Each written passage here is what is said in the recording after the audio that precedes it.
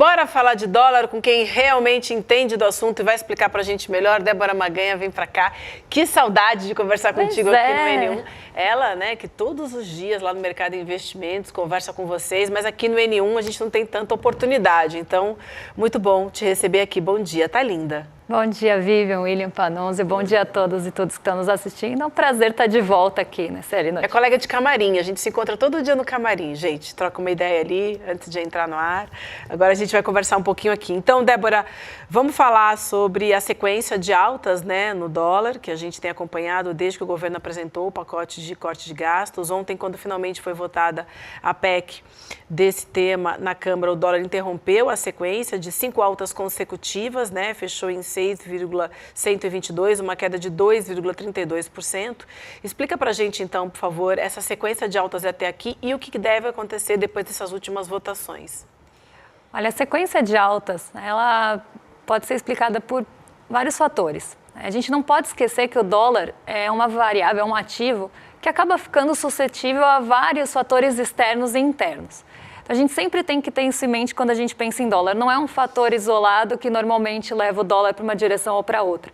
O que tem acontecido com o real, aqui no caso, é que a gente normalmente compara o real frente aos emergentes, né, outras moedas emergentes. E durante o ano, a gente viu em alguns momentos que o real, né, o dólar, quando a gente fala real, é o dólar em relação ao real. Então, teve um comportamento um pouco diferente de outros mercados emergentes. Então, ele tem uma alta ali um pouco mais descolada.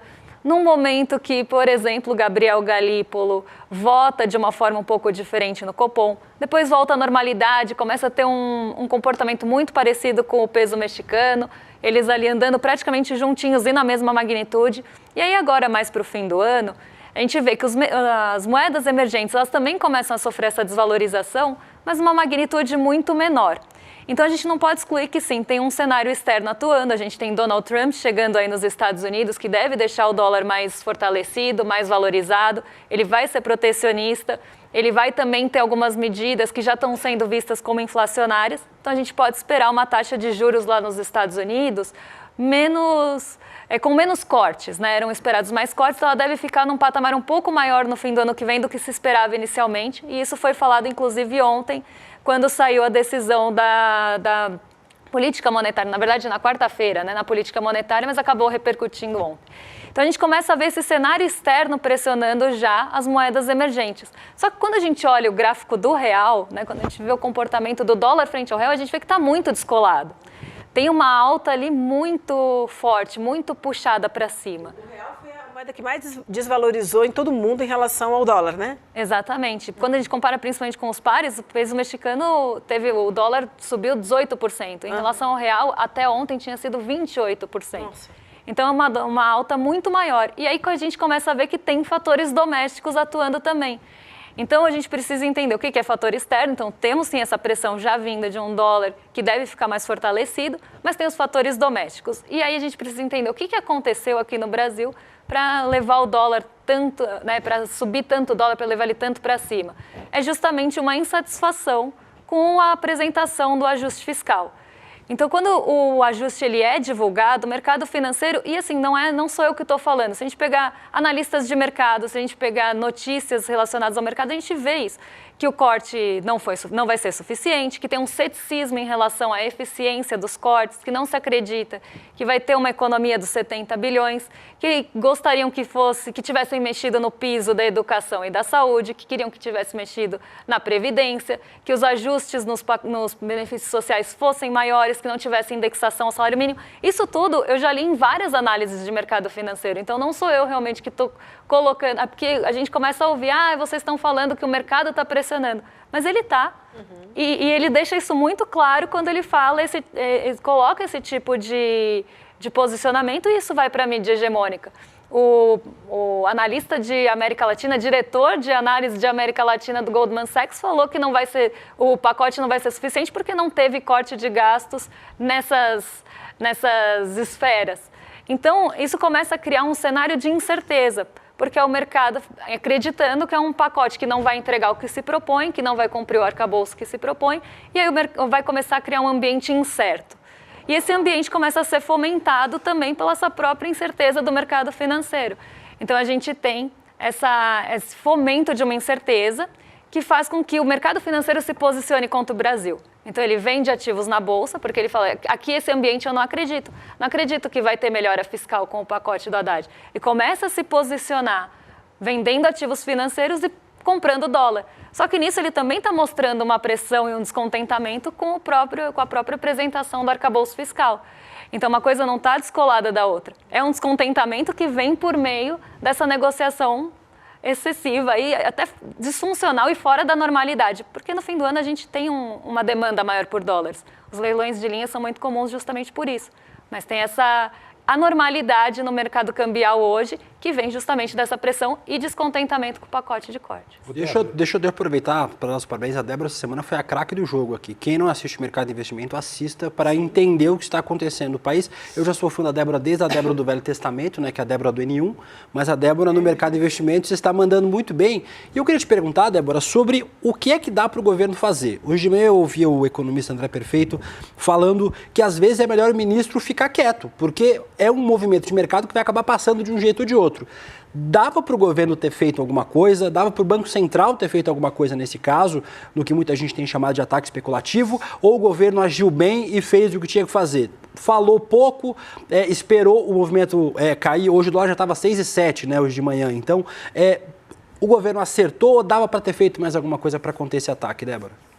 Olha, as intervenções elas já são bem comuns no fim de ano, porque justamente tem essas remessas maiores para o exterior, já tem uma demanda maior por dólares, então o Banco Central ele normalmente acaba atuando nesse fim de ano. Não foi nada típico também, claro, a magnitude sim, mas não é uma coisa também que não acontece normalmente. Isso já, esses leilões de linha são bem comuns no fim do ano. Então eu sinto que o Banco Central ele demorou para atuar, eu acho que teve uma demora para essa atuação. E o que eu vejo do governo, né? Eu acho que mais do que o governo, aí eu colocaria um papel no Congresso. Porque também boa parte das expectativas, elas estavam na votação do Congresso. Então, como a proposta poderia ser ou não desidratada. O mercado financeiro também não estava acreditando que o Congresso ia votar integralmente, aprovar integralmente a proposta, o que também a gente viu que não aconteceu.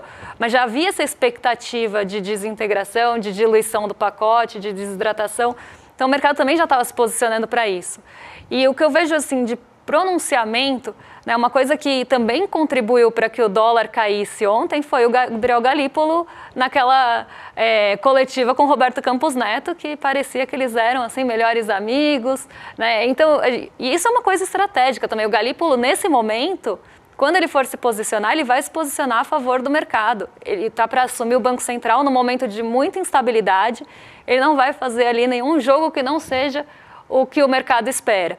Então ele foi totalmente ali alinhado com o Campos Neto, falou que foi uma transição muito entre amigos mesmo, ele usou esse termo e falou inclusive que os ataques não são, que ele não vê o ataque especulativo, porque ele está acenando sim para um mercado financeiro para não aumentar essa incerteza e essa instabilidade que já está muito grande, principalmente e também em relação a ele.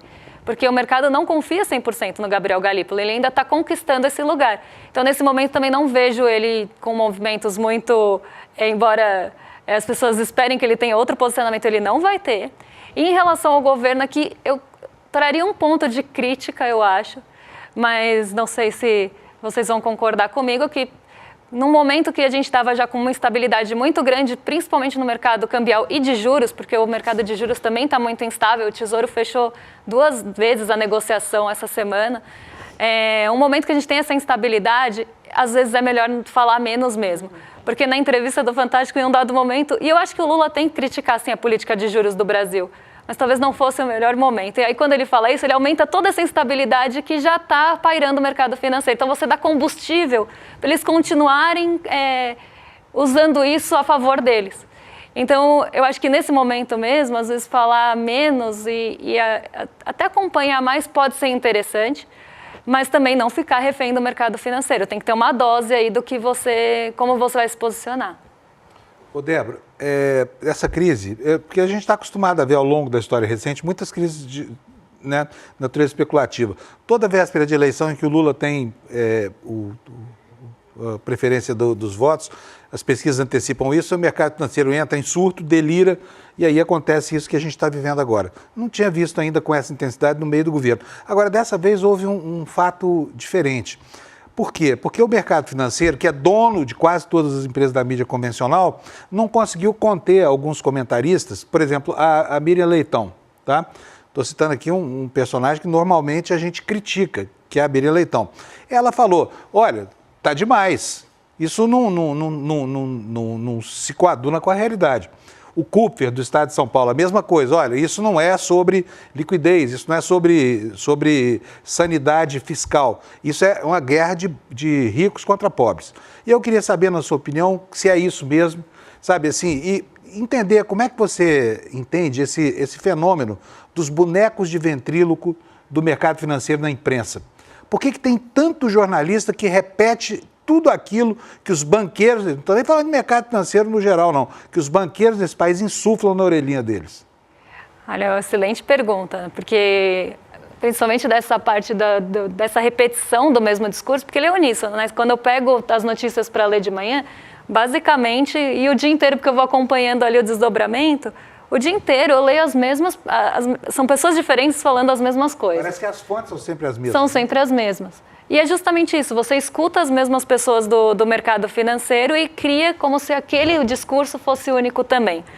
E isso a gente viu durante a semana, quando teve aquelas notícias em relação à internação do presidente Lula e como elas poderiam ter mexido ou não com o câmbio, que não foi a verdade, porque a gente tinha um monte de outros fatores também atuando no câmbio naquele momento, e desde manhã, antes da notícia, a gente via que todos os veículos hegemônicos colocaram isso como manchete, para tentar também criar uma coisa quase inconsciente de que se ele ficar afastado, se o presidente ficasse afastado, seria melhor para o dólar. Então a gente vê uma criação de um discurso também alinhado de mercado financeiro com veículos hegemônicos, até porque a gente sabe que veículos hegemônicos são, né, os veículos, o mercado financeiro são donos, grandes agentes do mercado financeiro também são donos de veículos hegemônicos. Então tem um alinhamento de discurso nesse sentido, mas eu acho que voltando à pergunta, né, dessa instabilidade muito grande que a gente está vendo no mercado cambial e de juros nesse momento, é realmente um movimento atípico. E eu vi próprios analistas de mercado financeiro chamando de movimento disfuncional, porque em um momento que você sobe a taxa de juros em 1 ponto percentual e sinaliza para mais 2 altas, era para o dólar cair naquele dia, para buscar, vir recurso especulativo aqui para buscar ganho. E a gente não viu isso acontecer. O dólar continuou valorizado frente ao real. E esse não é um movimento típico. Então, a gente vê que tem um peso muito grande sendo dado.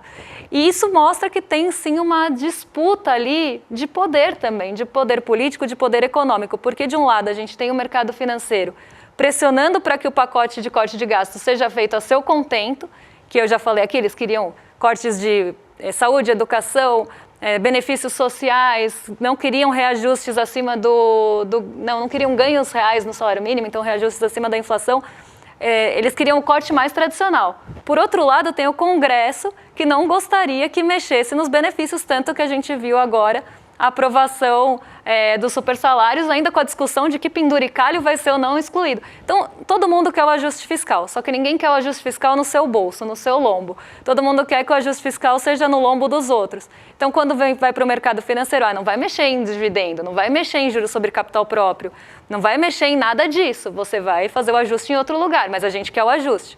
Quando a gente olha para o Congresso, a gente também quer o ajuste, mas não vai mexer em supersalário, não vai mexer em emenda.